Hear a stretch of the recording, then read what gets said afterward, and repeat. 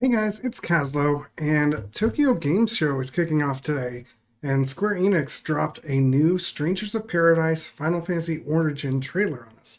Um, I was not interested in the game after the trailer from E3 this year. It was really bland and kind of hard to really get a feel for what the game was going to be, other than them talking about it having some sort of tie to Final Fantasy 1.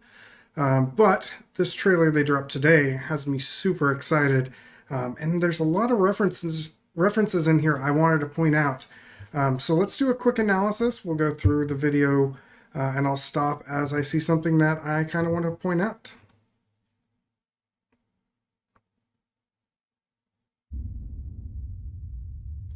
All right, and here's the first thing I want to point out. Uh, Here they're talking about time spiraling into a loop. This is a reference to the entire storyline of the first Final Fantasy, in that Garland from our time, who had failed, if I remember right, goes back in time and sends the four fiends to the future to start draining the planet of its energy, and siphoning all that back to him so he could become chaos. This kind of creates a time loop, um, where if we end up stopping chaos in the past, where he can't send the fiends to the future, we kind of create a paradox. And so that time loop is kind of what's being referenced here. And obviously there we have Garland carrying somebody over his shoulder. We have to assume it's Princess Sarah, because that's the entire premise of the beginning of Final Fantasy 1, is that Garland kidnaps her.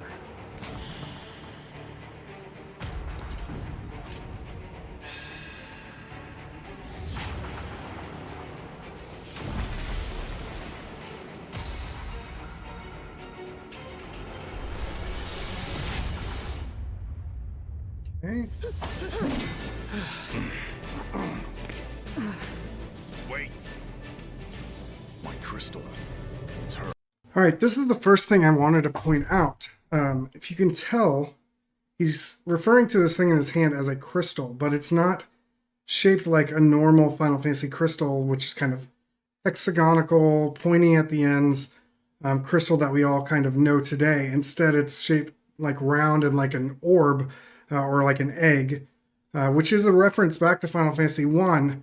When you go to the menu screen to see the crystals that you're um, supposed to clear the darkness from, they're actually orbs. And the translation actually calls them orbs as well.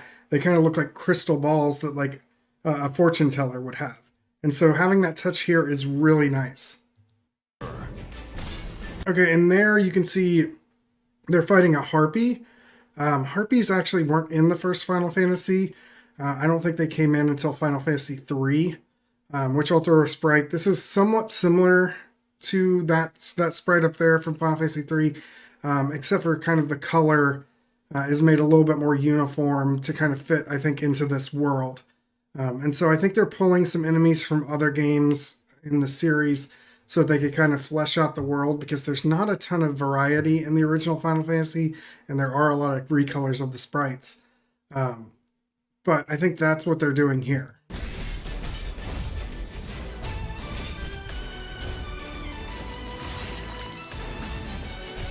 Okay, and here he's fighting Shahagan, which I love from the original game because they were named Sea Hags, back on the NES. But their design here is, I think, pretty faithful to the original sprite, and even the later sprites they used in, for instance, like the PSP version. I'll throw those sprites up above so you can look at them as well. Just he's kind of beefed up a little bit to kind of, I think, make sense in this world. And his facial features are a lot more intimidating. And here they're fighting a worm. And when I saw them, I was a little bit thrown off because it's not the sandworm or earthworm type of model that we've had in later games. But looking back at some of the sprites from Final Fantasy 1, this is actually incredibly accurate. I'll throw those sprites up as well so you can take a look at them. When darkness veils the world, 4 warriors of light shall come. Now that right there is Liu Kang's prophecy. It's kind of the lead line for the original Final Fantasy. Um, it's something that the King of Cornelia tells you right after you. I can't remember if it's before or after you rescue Princess Sarah, but it's this prophecy made by, I forget the name of the race, but it's kind of like the ancient race of this world that lived in the skies. One of them had this prophecy of when darkness veils the world, then 4 warriors of light will come to save it. And so that's what's being referenced there. I'm Neon. And I only count 3 of you. Deliver this. Also, I didn't realize her name being Neon is another 4-letter word or less for names, which all 4 of them have names that are less than 4 characters. The original Final Fantasy on the Nintendo Entertainment System only had a 4-character limit for names, so that's a really fun little reference there. And here we obviously have the King of Cornelia. He's giving a speech here and throughout the trailer that's very reminiscent of both the speech that he gives after the Warriors of Light rescue Princess Sarah, as well as the introductory scene that's in every version of Final Fantasy except for the original NES version, where they talk about the damage that's being done to the elements of the world. This world from the clutches of darkness. For what it's worth, you four don't look like easy. And this is my favorite part of the entire trailer. This, I can only guess, is Bikke, the pirate that attacked the second town you get to in Final Fantasy 1.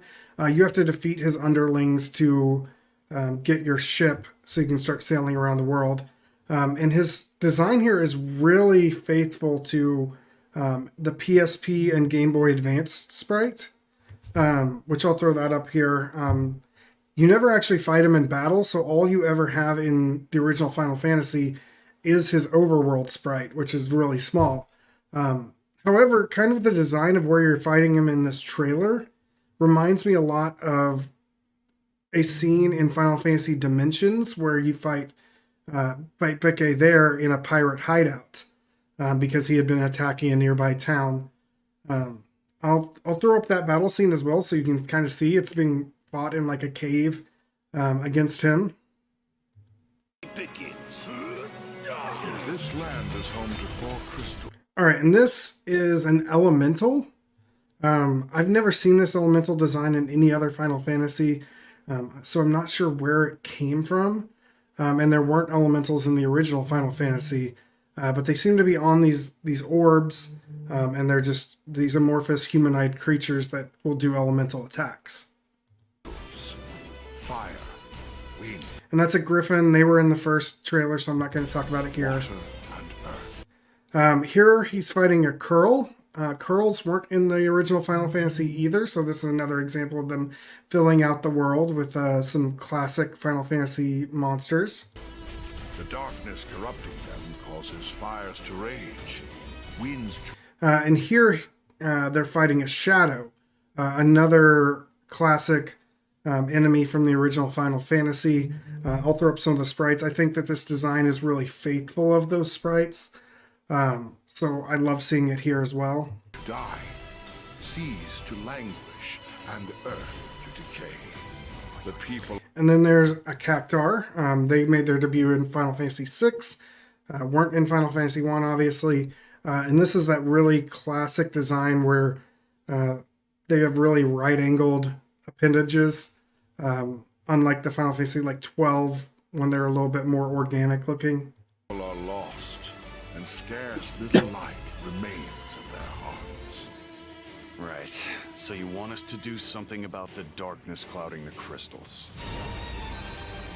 All right, and this is the one that threw me off entirely. I've looked at some gameplay and I played through the demo myself. These two elementals seem to be named Lamu and Lahamu. And they are the first gods sprung from the combination of Absu or Apps.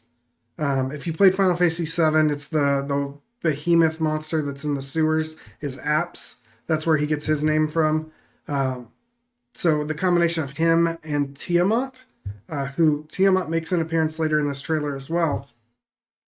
And they're from Mesopotamian mythology, which is where Tiamat comes from as well.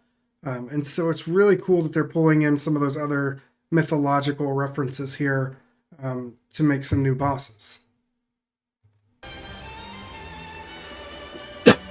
There. What are you? Answer me.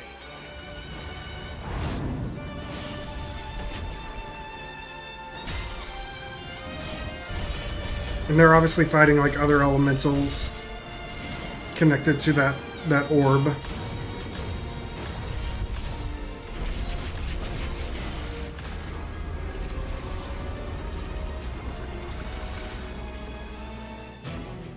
And then Tiamat.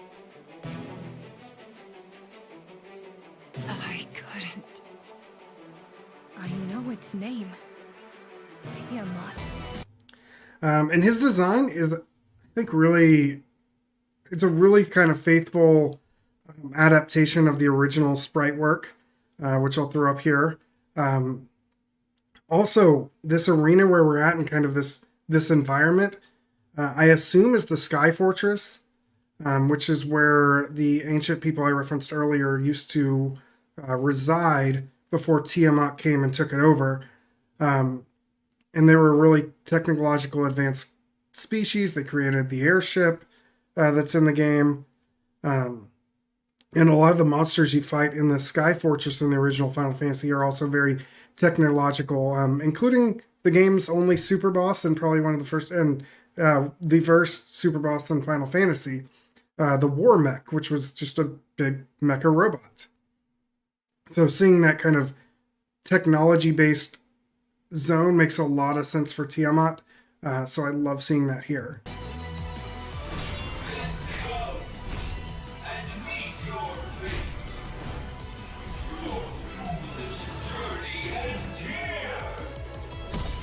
He's out there.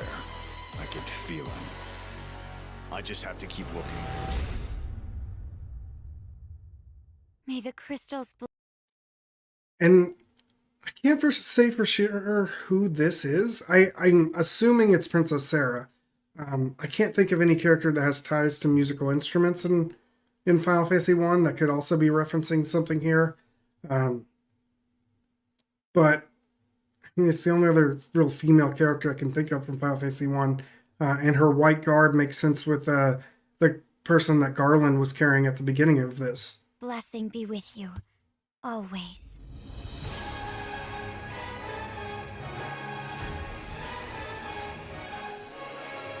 And then one more scene. Never asked your name. Garland. My name's Jack Garland. So that's really interesting because the main character in the game's name is Jack. And so kind of what's being implied there is that your main character, either in some more sort of alternate timeline or alternate dimension, which kind of ties into the whole time loop thing, actually was the Knight Garland who defected from Cornelia and kidnapped Princess Sarah. So that's super interesting. I'm going to assume that audio is not from that scene that's being shown. I assume it's probably going to be some interaction between Princess Sarah and the main character Jack, who says his name, and then everybody's just like, but we'll see what happens when the game finally releases this spring. But if you like that breakdown and would like to see more, let me know in the comments below or give this video a like. Otherwise, go ahead and subscribe and you'll get to see all my videos as they go up. I also have links in the description to my Twitch channel, where I sometimes stream games, as well as links to my social media, and a link to my Discord channel if you want to be part of the daily community. But with that said, we'll see you next time. Take care.